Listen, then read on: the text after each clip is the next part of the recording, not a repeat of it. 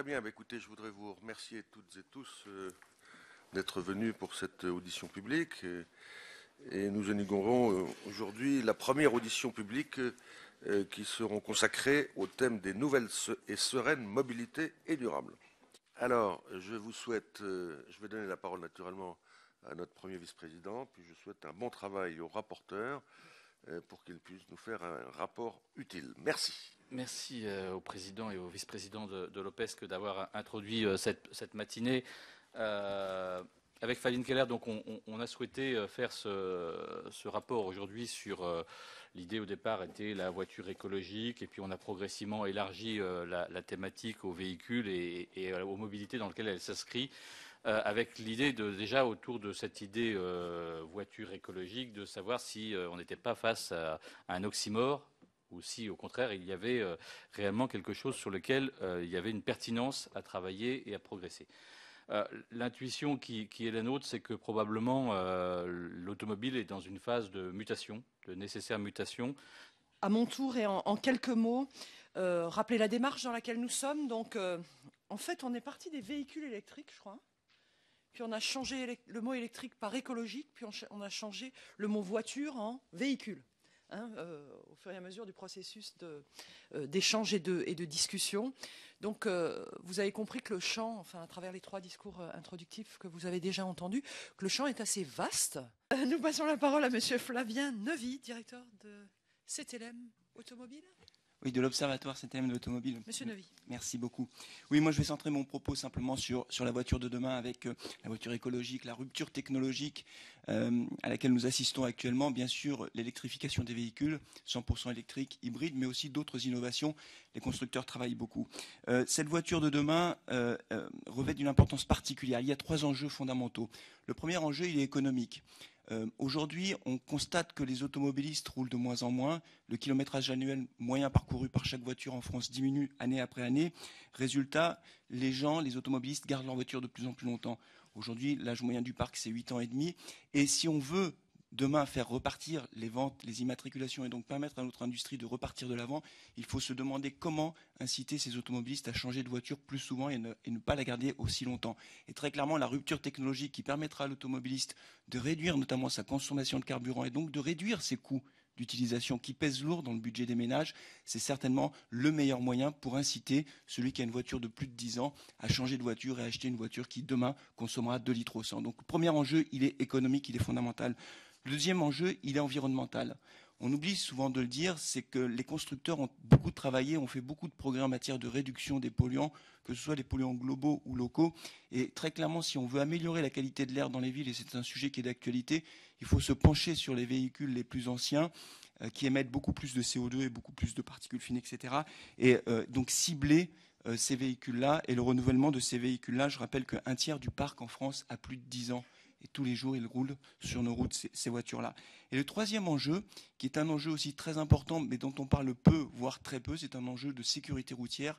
Les véhicules aujourd'hui qui sortent des usines sont beaucoup plus sûrs, beaucoup mieux équipés en matière de sécurité. Et donc pour toutes ces raisons-là, véritablement, l'enjeu de demain, ce sera la voiture écologique, la voiture plus propre, qui incitera les automobilistes à changer de voiture plus souvent, à moins polluer, parce que les voitures sont plus propres, et à rouler dans des voitures beaucoup plus sûres.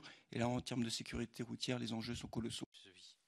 Oui, juste, quand on essaye d'imaginer l'évolution des besoins de mobilité, notamment les besoins de mobilité domicile-travail quotidien, en fait, des Français au cours des 10-20 prochaines années, il est quand même intéressant de regarder ce qui s'est passé au cours des 10-20 dernières années. Il y a quelque chose quand même qui est très frappant, c'est que on voit bien, je ne vais pas employer des grands termes, mais qu'il y a quand même eu une espèce de fracture entre l'évolution de l'offre de mobilité qui s'est offerte pour les habitants des grands centres urbains avec les autres habitants. Aujourd'hui, quelqu'un qui habite à Paris et qui doit aller travailler, il peut utiliser les transports en commun, puis ça c'est le plan A, il a le plan B, c'est prendre sa voiture, le plan C c'est de prendre un vélo ou, en libre partage ou une voiture en libre service. Et donc il a plusieurs offres devant lui. Mais celui qui habite en Auvergne par exemple, je suis auvergnat, donc je prends l'exemple de l'Auvergne, à côté de Montluçon, à 10 ou 15 km de son travail, lui il a son plan A, c'est sa voiture. Et puis c'est à peu près tout. Alors peut-être que demain, effectivement, avec le vélo électrique, il aura la possibilité d'utiliser. Le vélo aussi, il est très sportif. Voilà, très sportif. Et bon, il ne faut pas qu'il y ait trop de montée non plus, parce que sinon après l'autonomie, ça va se poser. À l'arrivée, se changer à l'arrivée. Voilà, exactement. Et donc du coup, dans 10 ans, je pense qu'on sera à peu près dans la même situation pour cet habitant-là. Et donc la question qui se pose, et c'est pour ça que j'ai centré mon premier propos sur l'avenir de la voiture et les révolutions technologiques en cours, il utilisera encore sa voiture et la place de la voiture sera encore centrale dans les déplacements quotidiens des Français. Mais c'est bien pour ça qu'on s'intéresse à cette Oui, question. absolument. Que non, mais vrai il y a vraiment des typologies très différentes. Et c'est vrai qu'on a beaucoup parlé des centres urbains, mais pour les urbains, c'est presque plus facile, en effet, on est bien d'accord. Et c'est pour les ruraux qui sont otages de leur véhicule aujourd'hui et qui risquent de le rester par la suite que se pose d'autant plus le fait de pouvoir accéder à des véhicules qui sont plus économes, etc. Donc pour eux, c'est encore plus important. Enjeu fondamental. Si on peut décaler chacun, en fait, chacun moins polluant, moins dispendieux, en covoiturant, en utilisant des véhicules moins consommateurs, c'est d'où vraiment l'idée de typologie pour essayer d'être réaliste sur les solutions. Sachant que pour ces gens-là, il y a quand même des initiatives de certains conseils généraux, notamment, qui essayent de faire des aires, notamment pour le covoiturage, des aires identifiées. Ça, clairement, ça va dans le bon sens. Parce qu'effectivement, ça assoit mieux les propositions de solutions ou d'évolution. Monsieur Neuvy. Oui, merci. Juste une réflexion par rapport à tout ce qui a été dit ce matin et que je partage en grande partie. Si on pense la mobilité de demain, on ne peut pas exclure de la réflexion ce qui va déterminer les choix des ménages dans leur mobilité quotidienne, c'est le déterminant économique. Cette mobilité, elle se fait sous contrainte économique. Quand on regarde les prévisions à horizon 5 ans, 10 ans, et elles existent, notamment en matière d'évolution de pouvoir d'achat, on voit bien qu'il y aura un pouvoir d'achat qui restera sous tension. On a un deuxième phénomène qui va impacter aussi les dépenses liées au transport, c'est le fait qu'on a un poids croissant des dépenses contraintes, c'est-à-dire tout ce qui touche au logement, énergie, dépenses de santé également.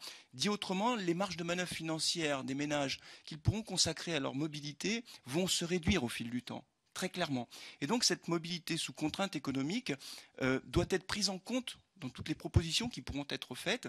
Et si je reboucle avec le titre, enfin le sujet du jour, les nouvelles mobilités sereines et durables, et j'aurais envie de rajouter, pour que ça marche, il faut que ce soit économique. Alors c'est vrai que les aides publiques pour notamment le véhicule électrique sont très importantes, et également pour l'hybride, parce que sinon on ne verrait rien se passer, mais je crois qu'il faut réfléchir plus largement sur tous les autres modes de mobilité, comment inciter économiquement les ménages à adopter des modes de mobilité sereines et durables.